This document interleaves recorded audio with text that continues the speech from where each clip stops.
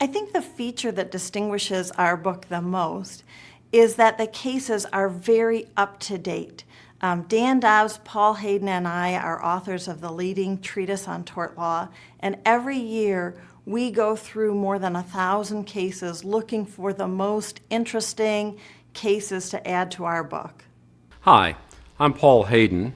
I'm Associate Dean and Professor at Loyola Law School, Los Angeles, and I'm co-author with Dan Dobbs and Ellie Bublick of Torts and Compensation. Any traditional casebook, including ours, uses as the primary vehicle for instruction edited cases. We obviously don't write those cases, we edit them. But the notes and the connecting material, we do write. And I think for first-year students especially, it's important for the materials to be accessible, to be in plain English, to not be stilted, to be conversational. So we try to make the book something of a conversation between the teacher, the casebook authors, and the students. I think the transition from the last edition to this edition should be fairly seamless because we're using the same process that we've always used in terms of updating cases every year. The additions in this new edition are drawn from hundreds of cases from the last 3 years. Torts is a very serious subject, but it's also very engaging, and Dan Dobbs has always had a very fun voice in this book, and that's something that we've tried to keep in all of our editions. Teachers like our book because it's straightforward in its presentation of the doctrine. We present the material in a logical order, but we also present it in a way that facilitates reordering it. That is, each section within a chapter often can stand alone and be reordered, as can chapters after the beginning materials. Any professor who's using the book, and frankly we sometimes get contact from students using the book, should feel free to contact us, ask us questions, make comments. We promise to get back to you. We're fully aware, of course, that many torts professors don't have the same number of credit hours now as we used to have years ago to teach the subject in.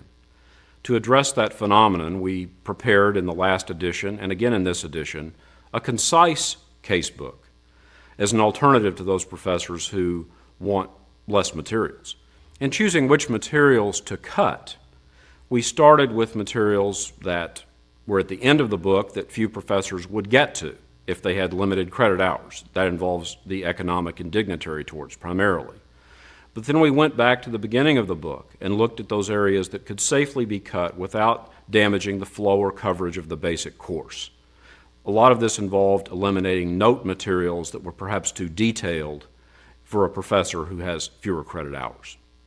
We're very proud of our teacher's manual.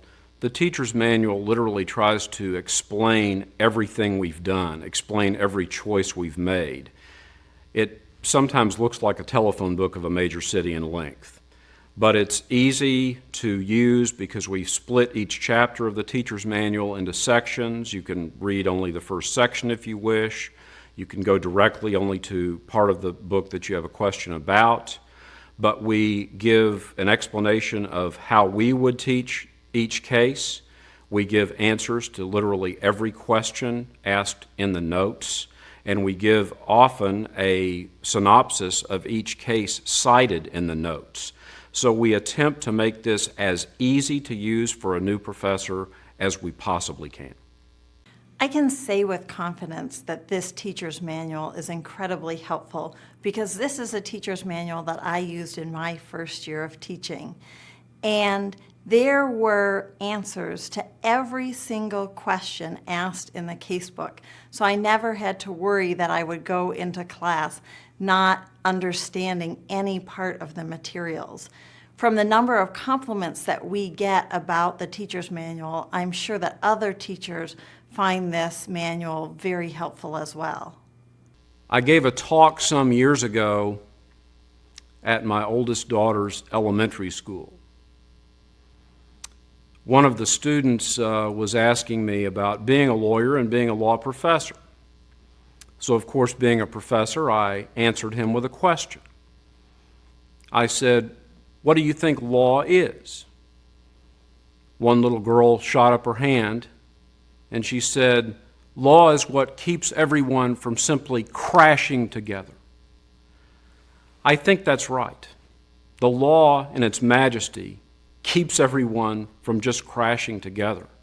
It's a kind of order that's fundamental to our government and to our society, and that's why I love it.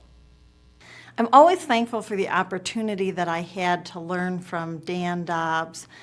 Sometimes you hear stories about a potter who says, "Oh, I never had any formal training," but it turns out that the potter's grandmother is one of the greatest artists of all time.